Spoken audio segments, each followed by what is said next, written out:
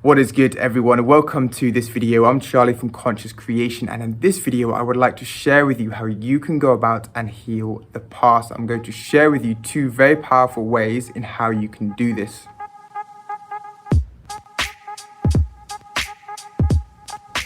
So when it comes to healing the past, we need to change our perspective on how we view the past if we want to go along and heal it.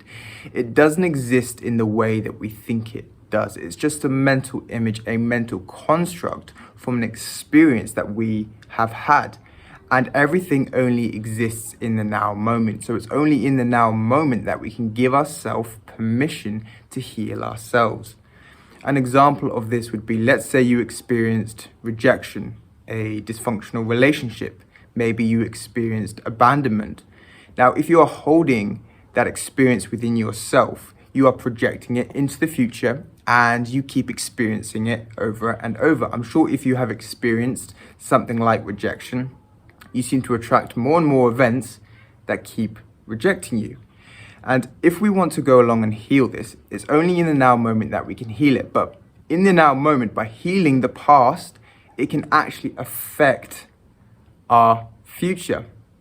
And the way that this works is, I'm going to get a little bit sciencey on you, but when I started to do the research in this, I came across a paper with these quantum scientists, and they did this experiment on these quantum particles. And what they did is they got this quantum particle and they managed to split it. They put part of the quantum particle into the past. I'm not sure how they did this, but they put part of it in the past and part of it in the future. Now, the interesting thing is, when they changed the particle in the present moment, it affected the particle in the past, which then affected the particle in the future. We are made of quantum particles. So the same thing can happen with us. And the thing that controls the quantum particles within ourselves is our consciousness. And we can only use our consciousness if we are present. So I'm going to share with you two very powerful ways in which you can go along and heal the past so you no longer keep in that cycle of attracting those things that you no longer want to experience.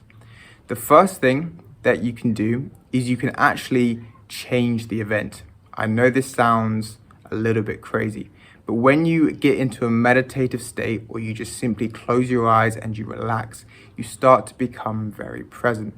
And when you do this, is what you need to do is you need to go into the memory of that experience. So let's say you experienced abandonment. You need to go into that scenario where that was created, and you need to change what actually happened in your mind's eye. You need to have happen what you would have preferred. And if you do this properly, because when you're very present, your brain doesn't know the difference. So it will think that this is actually happening. Now, you might need to do this more than once for it to actually stick. But if you manage to change it in your mind's eye, is you will no longer be holding the same pattern, the same wiring in your brain. So you won't keep attracting those same circumstances. The second way that we can do it is we can learn to accept it. Now, that's much easier said than done. So I'm going to share with you exactly how you can accept something that you did not enjoy experiencing. So the first thing that we need to realize is, in order to accept something, we need to change our perspective of it. There was a really well-known psychotherapist known as Carl P. Jung, who pretty much invented psychoanalysis. And towards the end of his life, he came up with one of the main conclusions in his life was that our subconscious mind will attract things into our life in order to help us feel more oneness, contentment, and peace, even if it's traumatic to our conscious mind. So I'll give you an example of this. Let's say you have a subconscious program of love is really hard to find. If you are holding that program, you are going to keep attracting circumstances in your life that prove this to be true for you.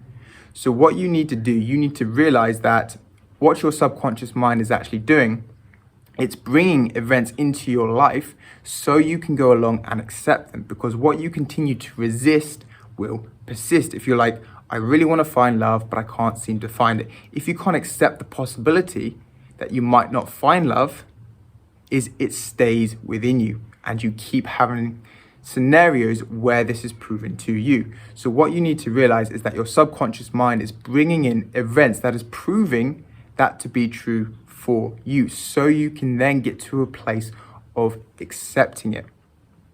One of Eckhart Tolle's favorite quotes is, the more that you surrender, the more that you move into acceptance, the deeper that you will go into peace. So your subconscious mind is bringing scenarios into your life so you can go along and accept them, therefore get into a deeper sense of internal contentment and peace. And then because of this internal peace, because of this internal contentment, is that will be reflected in your life by attracting things like great relationships, more abundance. So when we realize that our subconscious mind is bringing in scenarios that we deem as negative and we can't seem to accept, how could that possibly happen to me? It is actually giving us an opportunity to accept it, so the universe can then bring in something better for us because we're able to gain more internal peace and contentment. So that's much easier to view it as everything is happening for me instead of against me, and then the acceptance is much easier. So thank you for watching. Hope this has helped you. Peace and take care.